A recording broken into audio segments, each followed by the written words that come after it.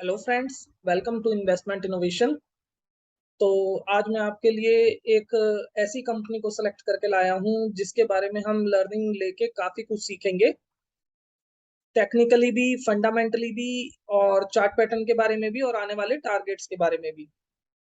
But सीखने से आगे बढ़ने से पहले मेरा एक ये पर्टिकुलर डिस्क्लेमर है कि इस शेयर में या इस पर्टिकुलर स्क्रिप्ट में या आने वाले किसी भी स्क्रिप्ट में मेरी कोई रिकमेंडेशन नहीं है इन्वेस्टमेंट या डिसइन्वेस्टमेंट करने की। ये चीज आप अपने फाइनेंशियल एडवाइजर से कंसल्ट करके ही आगे लेंगे। तो वीडियो शुरू करते हैं और चलिए देखते हैं।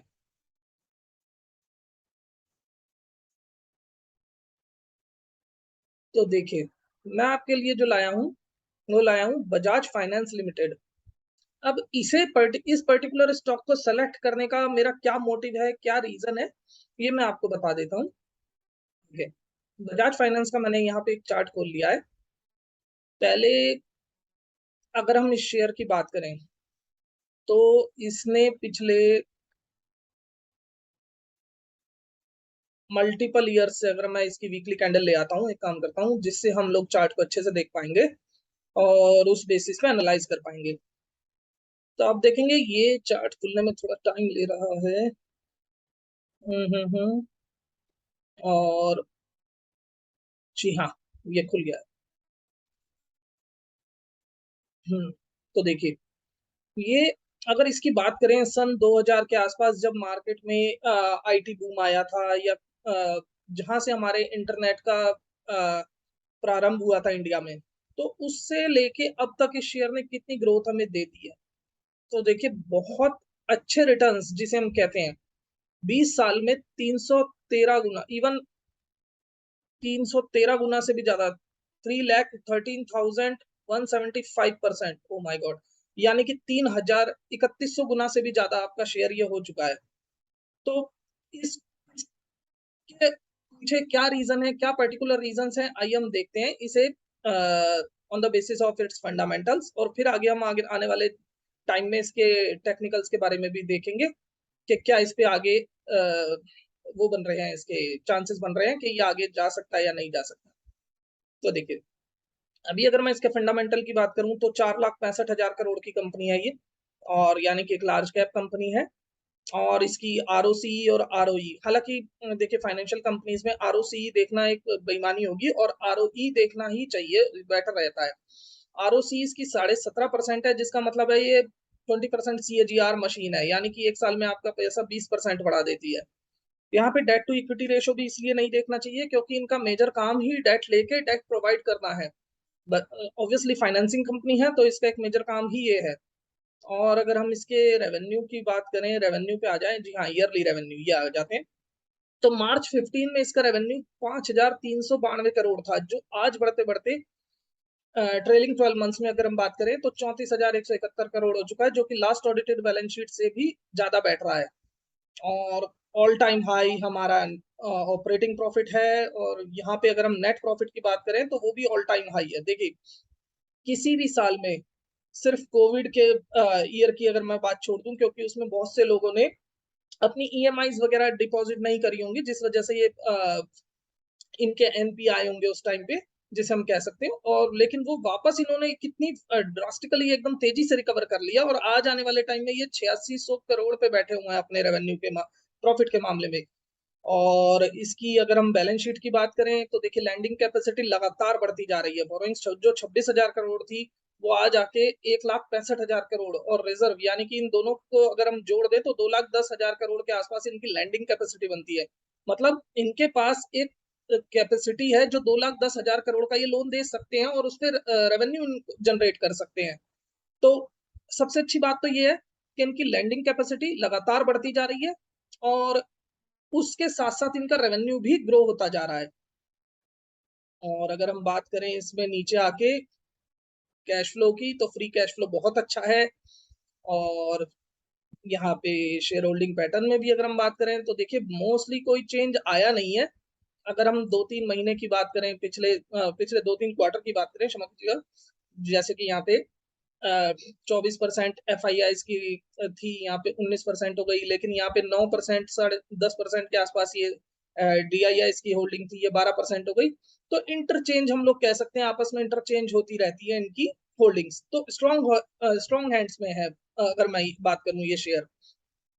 तो लेकिन किसी भी शेयर में एंट्री करने से पहले हम में से मोस्ट ऑफ द पर्सन्स को ये पता भी नहीं होगा कि ये या इसकी होल्डिंग कंपनी जो कि बजाज फिनसर्व लिमिटेड है, वो काम क्या करते हैं। तो आइए एक बार चार्ट पे चल के देख लेते हैं कि कंपनी काम क्या करती है। यहाँ से मैं खोल देता हूँ, जो कि होल्डिंग कंपनी का ही चार्ट खुलेगा। देखिए यहाँ पे ये बजाज फिनसर्व का चार्ट खुल के कंपनी की वेबसाइट खुल के आ गई।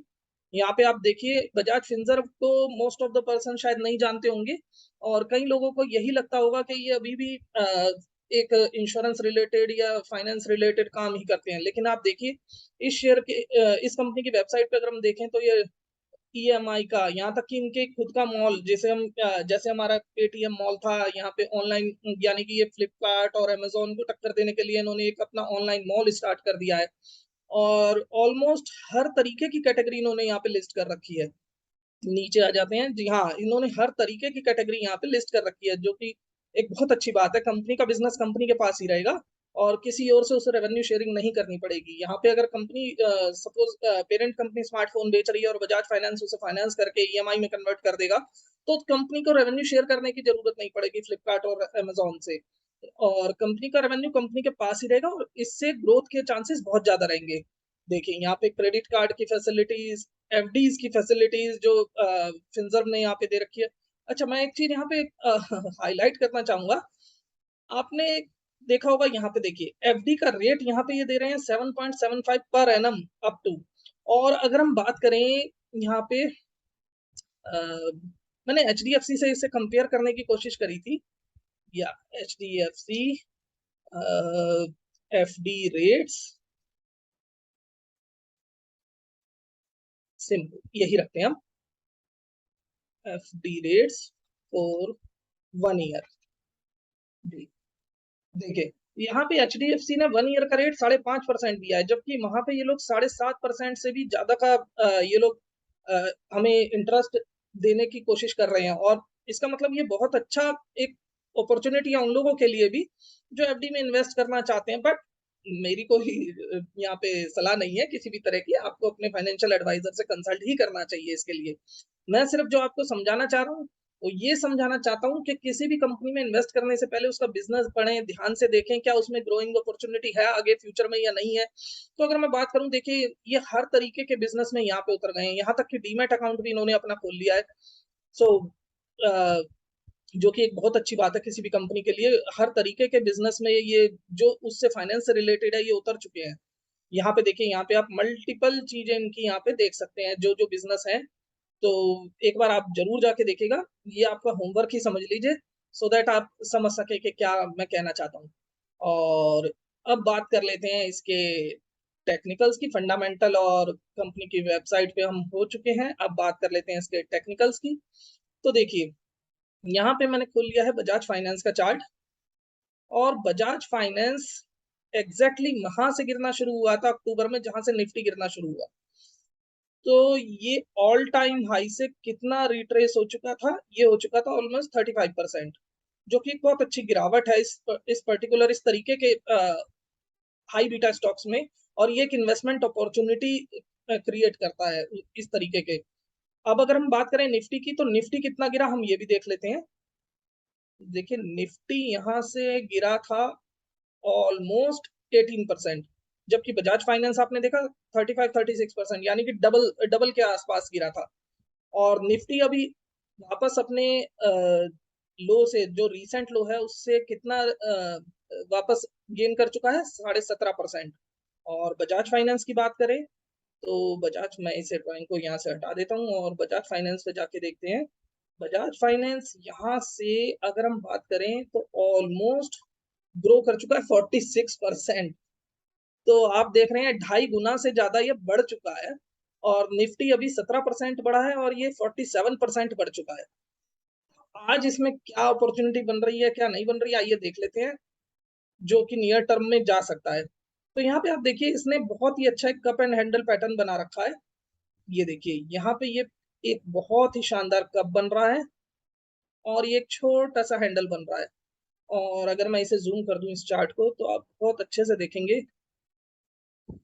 सेलेक्ट नहीं हुआ, ये सेलेक्ट कर लेते हैं हम और यहाँ पे जूम करके जी, ये देखिए ये इस अपने सपोर्ट के ऊपर आ चुका है और ये यही कोशिश कर रहा है, यही बंद हुआ है आज भी। तो क्या आने वाले टाइम में इसके लिए एक अच्छा सपोर्ट बनेगा या नहीं बनेगा, ये हम आगे देख लेते हैं। तो अभी इसके जो ग्रोथ के टारगेट्स हैं वो क्या आ रहे हैं, एक बार वो भी कैलकुलेट कर लेते हैं। आने वाले टाइम में जो हमें ग्रोथ ये दिखा सकता है, जी हाँ, ये यहाँ से हम ऊपर प्लॉट कर देते हैं और ऑलमोस्ट ये 10,000 का लेवल पार कर चुका है। जी हाँ, ये देखिए 11,200 का लेवल इसमें आता है जो इसका नेक्स्ट टारगेट आता है। बट अभी के लिए जो इसका एक रेजिस्टेंस है वो मुझे जो रिसेंट जो इसका रेजिस्टेंस है वो ये दिखाई दे रहा है, जो 8,000 का लेवल है, जो कि साइकोलॉजिकल रेजिस्टेंस बनता भी है। राउंडिंग नंबर किसी भी शेयर के लिए एक साइकोलॉजिकल रेजिस्टेंस बनता है। और अगर हम बात करें यहाँ से, तो यहाँ पे देखिए कहीं ना कहीं शेयर में बार बार ये 3 बार यहाँ पे रेजिस्टेंस दिखा चुका है। कहाँ कहाँ मैं बात कर रहा हूँ, देखिए एक यहाँ पे, दूसरा यहाँ पे, तीसरा यहाँ पे, और अभी ये उस लेवल को टच करने की कोशिश करेगा। तो यहाँ पे हो सकता है ये इस पर्टिकुलर रेंज में घूमता रहे और थोड़े दिन घूम के एकदम यहाँ से घूम के ये सीधा ब्रेकआउट मारे। तो आप देखिए आपको क्या करना है और किस तरीके से आप इस शेयर में एंट्री कर सकते हैं। बट मेरा मानना यह है कि इस तरीके के शेयरों में जो इन्वेस्टमेंट अपॉर्चुनिटी है वो खोनी नहीं चाहिए। और जिस तरीके से इंडिया ग्रो कर रहा है, जिस तरीके से इंडिया शाइन कर रहा है, तो मुझे कोई रीजन नहीं नजर आता कि ये शेयर इतनी जल्दी कहीं से डाउन जाएगा, ये कंपनी इतनी जल्दी बंद हो जाएगी, जो कि 4.5 लाख करोड़ की कंपनी है।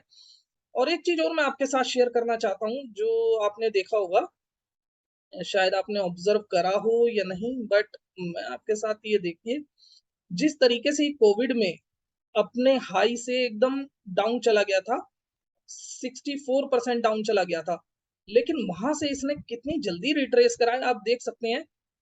इसने वो लेवल अपना अप्रोक्सीमेटली सिर्फ 190 दिन यानी कि हाफ ईयर के अंदर ही रिट्रेस कर लिया, और उसके बाद ये इस तरीके से डाउन नहीं आया और ये सीधा ऑलमोस्ट हाई मारता चला गया अपना। और वहां से अगर देखेंगे तो 3.5 गुना हो चुका था ये कोविड लो से। और आज इस शेयर में जो अपॉर्चुनिटी बन रही है वो मैंने आपको बता दी। बाकी आप लोगों की अपनी ड्यू डिलिजेंस भी बहुत जरूरी है, और अपना जो एक केयर है इन्वेस्टमेंट को लेके वो भी बहुत जरूरी है। तो अगर सब्सक्राइब नहीं करा है तो प्लीज सब्सक्राइब करें। आगे आने वाले टाइम में भी मैं इस तरीके के कुछ इन्वेस्टमेंट अपॉर्चुनिटीज आप लोगों के साथ शेयर करता रहूंगा और आप लोगों के साथ डिस्कस करता रहूंगा, so that India financially literate बने और उन लोगों को भी समझ आए जो लोग बिना किसी जानकारी के और किसी भी नंबर पे शेयर में घुस जाते हैं। तो दोस्तों के साथ भी शेयर करिए और खुद भी सब्सक्राइब करिए। और आज के लिए इतना ही। Thank you friends, thank you very much.